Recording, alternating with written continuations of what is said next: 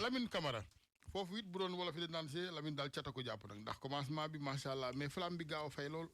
xaleel la. il est xam nga Sénégal dañu exigeant mais. gars yi xaw nañu yóbbu Amara. junior. xaw nañu yóbbu Amara.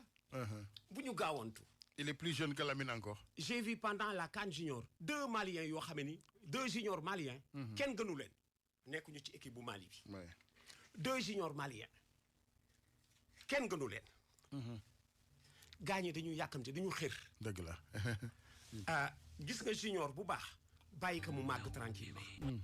Lamine Camara il y a quelques mois il était encore junior. ba léegi il a 20 ans. liñ ko safaree. waaw il a 20 ans. fi mu toll à 20 ans. est-ce que Sadio toll woon na fa à 20 ans. est-ce que El Hadj Diouf toll woon na fa à 20 ans. bu ñu yàkkamti. man gëm naa ni le meilleur Sénégal est programmé. pour les prochaines années. Assane.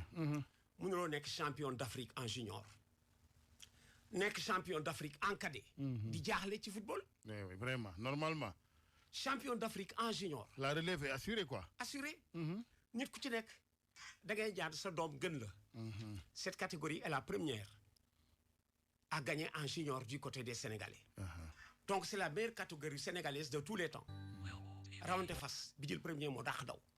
c'est la seule catégorie à avoir gagné la Coupe d'Afrique. Même chose pour les cadets. L'avenir est balisé. Inch'Allah.